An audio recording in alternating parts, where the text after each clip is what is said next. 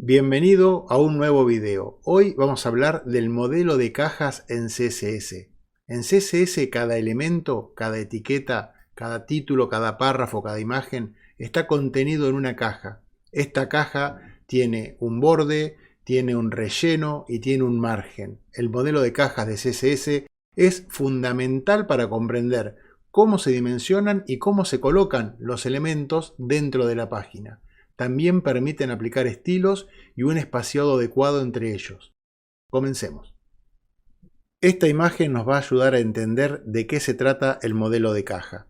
Tenemos por un lado el contenido, es decir, nuestro párrafo, nuestro texto, nuestra imagen, cualquier elemento HTML. El contenido propiamente dicho está separado del borde de la caja que lo contiene por un relleno. A menudo se lo llama padding por su nombre en inglés, ¿no? Este relleno puede tener un tamaño de 0, es decir, ser inexistente, y estar el borde pegado al contenido. El borde mismo puede tener un grosor de 0 o no ser visible, o puede tener diferentes estilos, pero es el que delimita el contenido de su exterior, digamos. Y entre el borde y el resto de los elementos de la página existe un margen. Cualquiera de estos elementos puede ser de un grosor o de un espesor 0 o puede tener un valor diferente. Las unidades que podemos utilizar para establecer el margen, el borde o el relleno son las que conocemos y las que utilizamos en CSS, y también podemos elegir distintos valores para cualquiera de estas tres propiedades en la parte superior, en la parte derecha, en la parte izquierda o en la parte inferior de la caja. En resumen, todos los elementos, todo el contenido de nuestra página web está incluido dentro de cajas. Veamos ahora código para ver cómo, utilizando CSS y sus propiedades, podemos establecer valores a estos elementos.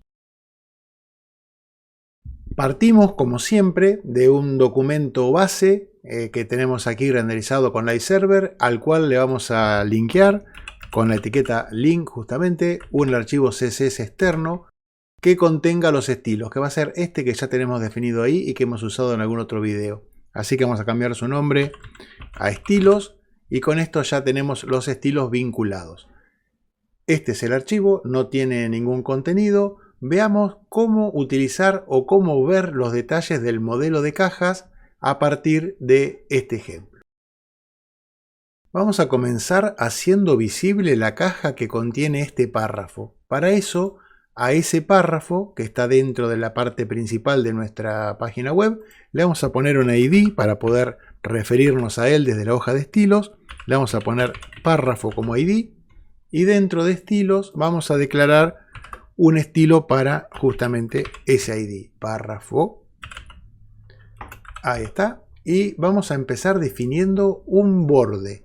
Para declarar el borde o para definir el borde de cualquier elemento HTML utilizamos la propiedad border y vamos a usar un atajo. Después explicaremos en otro video las características del borde en sí mismo, pero con un atajo podemos especificar que ese borde tenga, por ejemplo, un píxel de ancho, que sea de un estilo sólido, es decir, que el borde se vea completo, que no esté punteado ni nada, y asignarle un color, por ejemplo, el color rojo.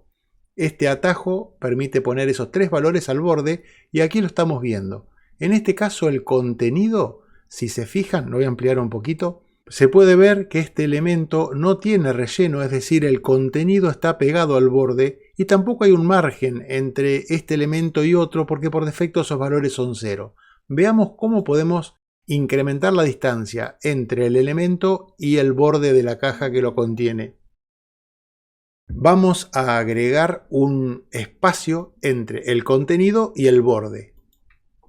Eso lo hacemos con la propiedad padding y podemos fijar un valor en píxeles que se va a aplicar todo alrededor del contenido separándolo del borde. Por ejemplo, le podemos poner 10 px y con esto vamos a estar separando 10 píxeles el borde de la caja de su contenido en las 4 caras de la caja.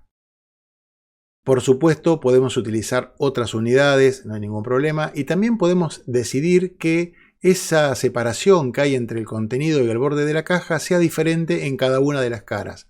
Hay varias maneras de hacer esto. Una forma es poner dos valores, con lo cual estaríamos diciendo que tanto en la parte superior como en la inferior la separación tiene que ser de los 10 píxeles que hemos indicado aquí, y a la derecha y a la izquierda la separación va a ser de 5 píxeles. Otra opción es poner tres valores. Si ponemos tres valores, vamos a estar indicando que la separación en la parte superior es de 10 píxeles, la separación en los dos laterales es de 5 píxeles y que la separación en la parte inferior es de 20 píxeles. Hay que tener en cuenta que no siempre la separación del lado derecho va a ser la que estamos indicando, porque dependiendo del tipo de contenido que tengamos y la distribución y el ancho de pantalla, puede que sea mayor o menor. En este caso, como no tenemos justificado el texto, esta palabra se aleja del borde más de lo que estamos especificando, pero en ningún caso esta distancia va a ser menor al valor que hemos agregado. Y la cuarta opción es poner un quinto valor, en cuyo caso vamos a estar indicando un relleno que va a separar el contenido del borde de la caja con una distancia diferente para la parte superior, que es el primer valor, para el lado derecho, que es el segundo valor, para la parte inferior, que es el tercer valor, y para el margen izquierdo, que es el cuarto valor. Es decir, siempre comenzamos por el top y vamos girando en sentido horario, y ahí tenemos los 4 valores indicados. Vamos a ver cómo se comporta el modelo de cajas cuando estamos utilizando en lugar de un párrafo un div. Aquí tenemos algunos divs que están vacíos, los vamos a hacer, lo vamos a identificar con un ID, le vamos a poner div1 al de arriba y le vamos a poner un ID div2 al de abajo. ID igual div2. Ambos divs están vacíos, así que aquí no estamos viendo absolutamente nada en el renderizado del navegador, pero vamos a asignarle desde la hoja de estilos diferentes. Vamos a poner numeral div1 para crear un estilo para el primero y numeral div2 para crear un estilo para el segundo. Y ahora vamos a comenzar indicando las dimensiones de la caja. Las dimensiones de la caja, si bien tienen un valor por defecto que generalmente es el que permite ajustar el contenido justamente ajustar la caja al contenido, podemos especificarlo nosotros. En el caso de estos div que ni siquiera están visibles, podríamos primero ponerles un color de fondo para poderlos ver en el documento HTML. Eso lo hacemos con la propiedad background color y le asignamos el color que fuese. En este caso vamos a hacer uno en azul y vamos a hacer otro en un color diferente, por ejemplo en color este Cadet Blue está bien, nos va a servir. Seguimos sin verlo, obviamente, porque como esos div no tienen ningún contenido, no aparecen, su caja, digamos, tiene una dimensión de 0. Pero vamos a usar dos propiedades que son el ancho y el alto para darle un tamaño a esos div. Por ejemplo, podemos indicar que tengan un ancho de 100 píxeles el primero y le tendríamos que dar una altura porque ahí tiene un ancho, pero como no tiene espesor, no lo estamos viendo. Entonces vamos a ponerle la propiedad alto en 50 píxeles y ahí debería aparecer este cuadro de color azul. Es en realidad este div que está vacío, pero la caja, en lugar de no tener dimensión porque no tiene contenido, la caja la hemos especificado con estas medidas, por eso aparece ahí. Y ahora vamos a hacer lo mismo con el segundo div, poniéndole, vamos a darle acá un tabulador para que quede más prolijo. El segundo div está ahora también con las mismas dimensiones y es visible. Están, recordemos, uno exactamente debajo del otro.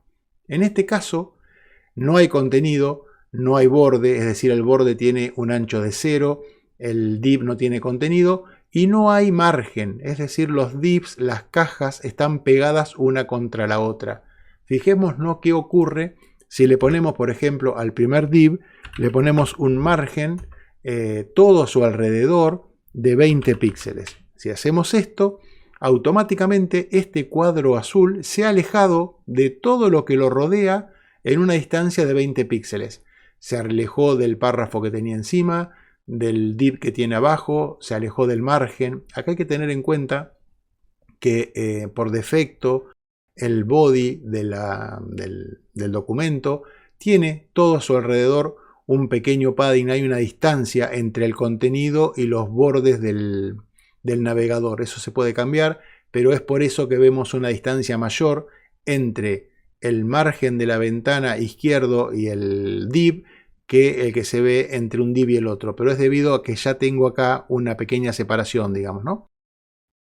¿Qué ocurre si le pongo el mismo margen al segundo div? Acá hay que tener en cuenta lo siguiente, va a ocurrir algo curioso, y es que si bien el div se ha separado también de todos los elementos que tiene alrededor, como lo hizo el primero, la distancia entre ambos no es de 40 píxeles, están separados por 20 píxeles.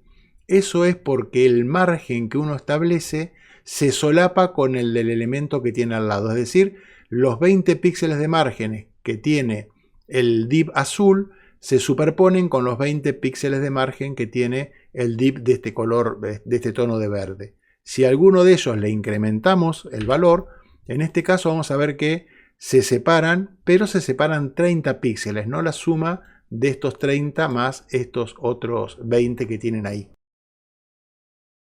Vamos a volver a dejarlo en 20. Vamos a cambiarle, por ejemplo, para ir reforzando un poquito las ideas, le vamos a poner también un borde al primero de estos div. Recordemos que con border podíamos usar el atajo que vimos recién. Le vamos a poner 10 píxeles de ancho al borde. Lo vamos a hacer también de estilo sólido y lo vamos a hacer de color negro. Estaría bien si no ponemos nada. Por defecto siempre los bordes son negros, pero si no podríamos haber especificado black y hubiéramos visto igual el borde en negro.